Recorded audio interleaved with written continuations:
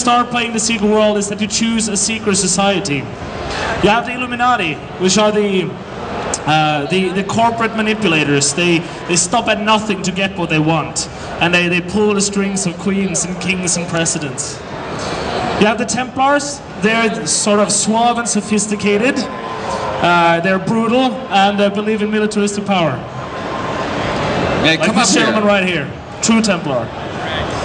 And we have the Dragon, who master the art of chaos. They create ripples that grow into tsunamis, and they work in mysterious ways. So we're gonna create a Templar character by clicking there, opening character creation. So as I said, there's no classes in the secret world.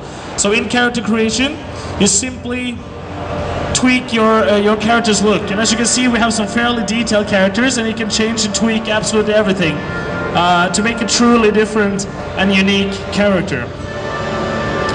You can also change your character's outfit.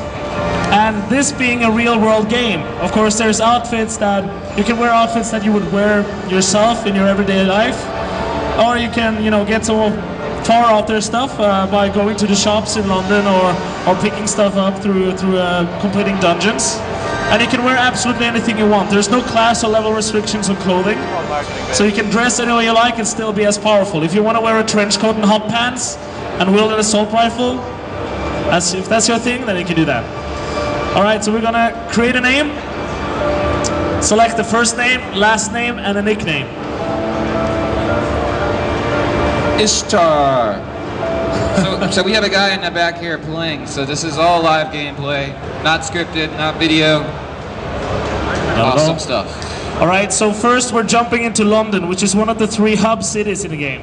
So we have London, that's where the Templars start. We have New York, where the Illuminati start. And we have Seoul, where the Dragon players start. And the hub cities is the place where you go back to visit your secret society headquarters, to pick up ranking missions, complete ranking missions, but also it's also a place where you can socialize. You can, for instance, in London, you can head down to the local pub, have a few drinks with your friends. You can go shopping for clothing. You can go dancing. You can even put on a play at the local theater. So there's a lot of stuff to do. And when you first join London here, when you first step into London, the first thing you'll see is, of course, the amazing graphics. And these graphics are powered by what we call the Dream World engine, a proprietary Funcom technology that we've been polishing, tweaking, updating, and making better for over 10 years. And I think the result shows. It's an absolutely gorgeous MMO. And right now we're running around in London, and it looks fairly empty. But that's because we're playing on a private server. So of course, on a live server, this place will be teeming with life. So in London, it was very important for us to make London look and feel exactly like London in the real world. But I mean, we not exactly like London to the T, but we wanted to make sure when we interpreted London that we had a unique twist to it that fits in with our storyline. So in order to do that, we actually sent our developers to London to talk to the people, to experience the culture, the environment, and make sure they take what they see, what they feel, what they smell, and try to interpret that into their game the best way they could. It's a bit difficult to interpret smell though in a computer game, but I see what you mean. Alright, so we're heading up to an area called Temple Court.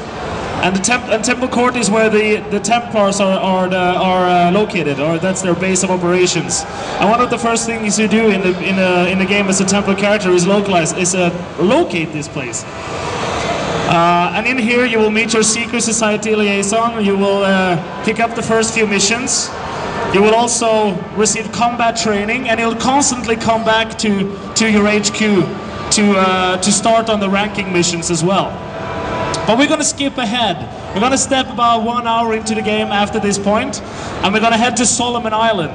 And Solomon Island is a fictional island, but it is set off the coast of real-world New England.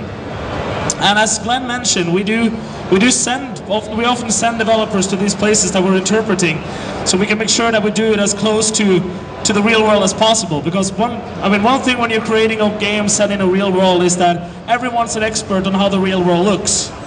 All of us. I'm an expert. Absolutely, me too.